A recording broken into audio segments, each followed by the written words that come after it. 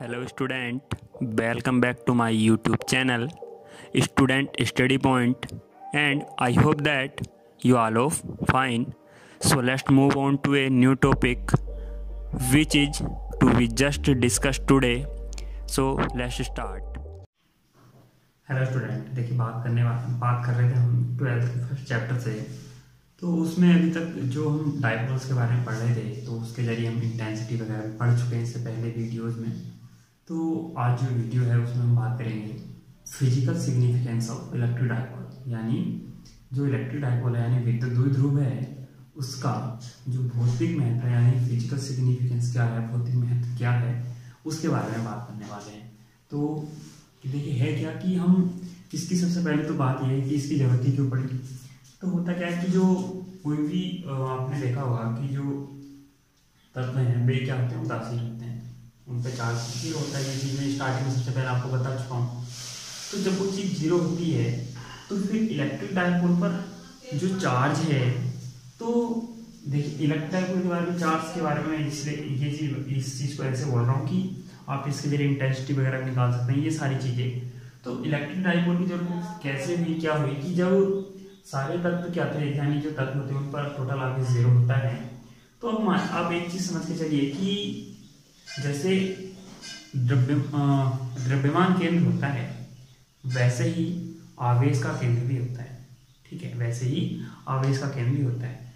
तो जो तत्व हैं उनका आप ये समझ के चलिए कि जो इलेक्ट्रिक डायपोल मूवमेंट है वो क्या होता है, यानी जो वैद्युत द्विध्रुव है वो क्या होता है, जीरो होता है, यानी इलेक्ट्रिक डायपोल मूवमेंट क्या होता है, जीरो। अब उसमें देखिए, अब मैं एक आपको, ये कोई पॉजिटिव चार्ज है, ये मैंने उस दिन आपको बताया था, इस तरह से कक्षाएं होती हैं जिनमें इलेक्ट्रॉन क्या करते हैं, चक्कर लगाते हैं। ठीक है, तो पॉजिटिव चार्ज क्या हुआ, उसका फिक्स हुआ। ठीक है, तो ये क्या है, एक किसी परमाणु के बारे में बात कर रहे हैं, नाभिक के बारे में बात कर रहा हूँ कि ये नाभिक हुआ, नाभिक के चारों क्या कर रहे हैं, ये इलेक्ट्रॉन चक्कर लगा रहे हैं। ऐसे टाइम पे जो पॉजिटिव और निगेटिव चार्ज का सेंटर है वो संपाती होता है। संपाती होने का मतलब एक ही जगह स्थित होता है, एक ही जगह स्थित होता है। ठीक है, तो ये क्या हुआ, तो इस वजह से यहाँ क्या हो जाता है, जीरो।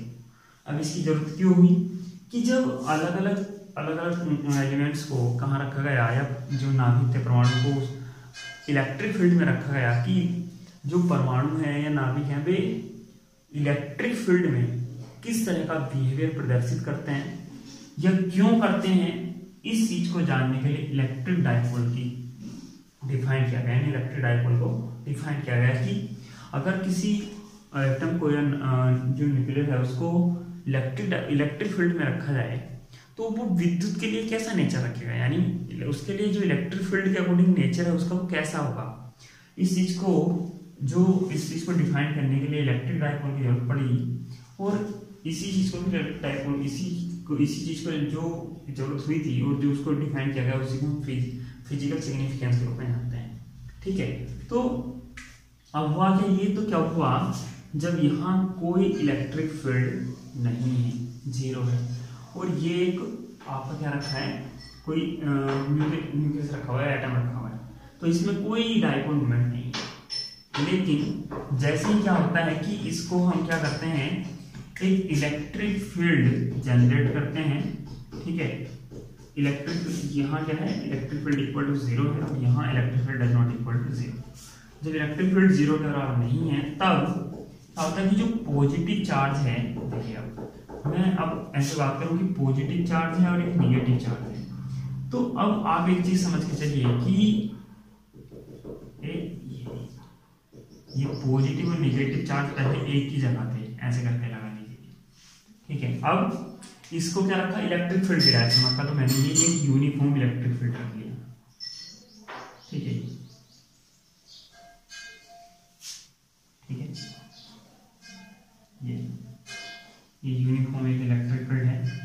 अब इसमें क्या है कि यहाँ पॉजिटिव चार्ज है तो F बराबर QE और एक F बराबर माइनस के QE, आपने दो चीजें पढ़ रखी हैं।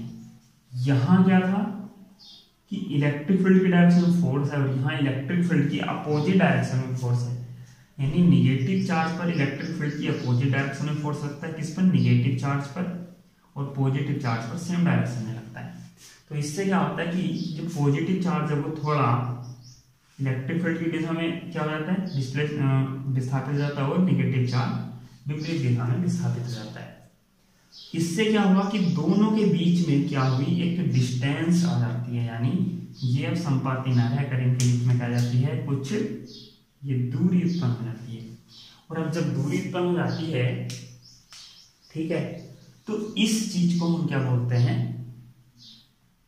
कि अब ये एक द्विध्रुव बन चुका है, ये एक द्विध्रुव बन चुका है।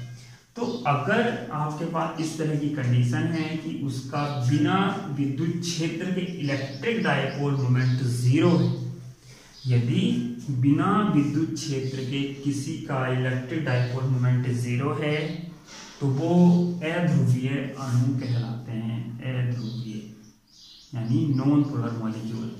ठीक है, तो ये जो एटम है, ये जो न्यूक्लियस है, ये क्या करता है, जब इलेक्ट्रिक फील्ड में आता है उस टाइम इलेक्ट्रिक डायपोल मोमेंट उत्पन्न करता है, वरना नहीं करता।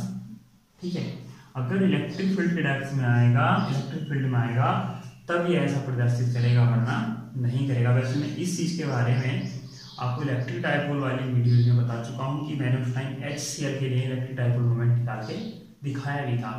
ठीक है, फिर बात करते हैं अब कुछ ऐसे एलिमेंट्स होते हैं, ऐसे एटम भी हैं जिनमें अपना खुद का डायपोल मोमेंट होता है, यानी उनमें ऑलरेडी पहले से ही ये डिस्प्लेसमेंट पाया जाता है।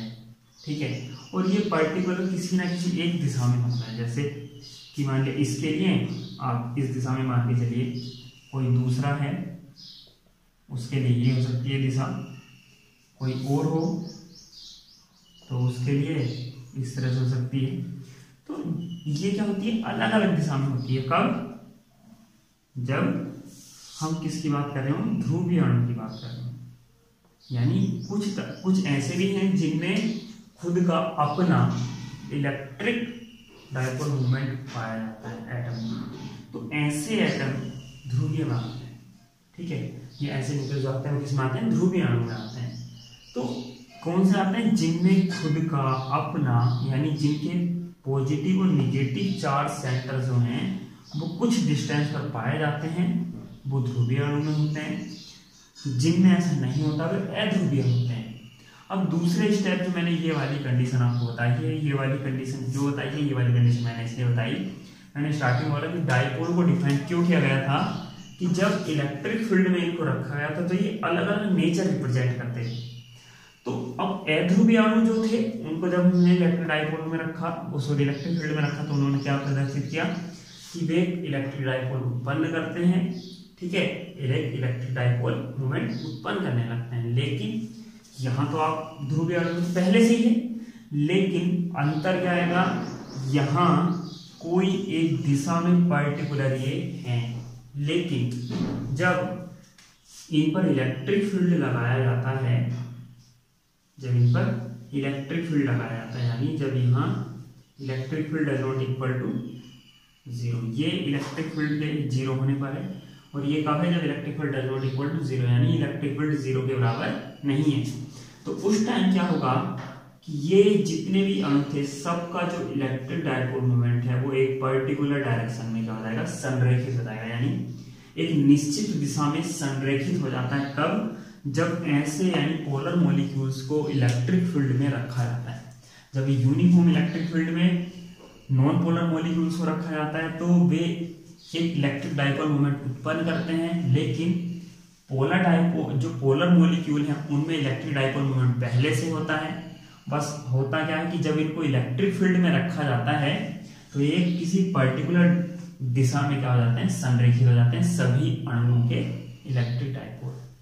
अब देखिए, अगर इनको क्या किया जाए कि यदि देखिए इनमें होता तो यहाँ तो इलेक्ट्रिक डायपोल मोमेंट है ही, लेकिन यदि इसकी कुछ क्वांटिटी कंबाइंड करके ले ली जाए इस तरीके से, यानी यहाँ भी ये अणु हो गए कई सारे इस तरीके से, तो जब इनको इलेक्ट्रिक फील्ड में रखा जाता है तो या देखिए तो अब होता क्या है कि ये जब इनको इलेक्ट्रिक फील्ड में ना रखें तो ये जो पूरा सिस्टम बना इसका इलेक्ट्रिक डाइपोल मोमेंट अब होगा जीरो।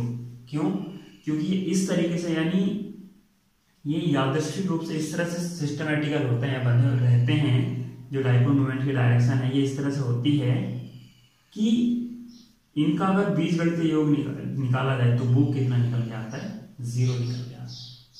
ठीक है, यानी अगर इसका वेक्टर सदिश निकाला जाए तो वो क्या निकल के आता है? जीरो निकल के आता है। वेक्टर सदिश अगर निकालते, यानी इनका टोटल अगर आप ऐड करके निकालोगे रिजल्टेंट, आप अगर इसमें इलेक्ट्रिक डाइपोल मोमेंट निकाल रहे हैं तो वो निकल जाएगा जीरो। ठीक है, क्योंकि ये सब अलग अलग दिशाओं में, भिन्न भिन्न दिशाओं में होते हैं। जब इनको हम ये इस तरह से व्यवस्थित होते हैं इस सिस्टम में कि अगर हम टोटल डाइपोल मोमेंट निकालने लगे तो वो जीरो आएगा। लेकिन यहाँ अगर ये कंडीशन लगा दी जाए कि इलेक्ट्रिक फील्ड इस पर लगाया जाए इस सिस्टम पे भी, तो उस टाइम ये सभी एक डायरेक्शन में क्या जाते हैं? संरेखित हो जाते हैं। ठीक है, तो ये चीज आपकी आगे भी काम आएगी। तो आज की वीडियो में इतना ही कि इलेक्ट्रिक डाइपोल मोमेंट क्या है, इलेक्ट्रिक डाइपोल मोमेंट का सिग्निफिकेंस क्या है। तो थैंक यू फॉर वॉचिंग।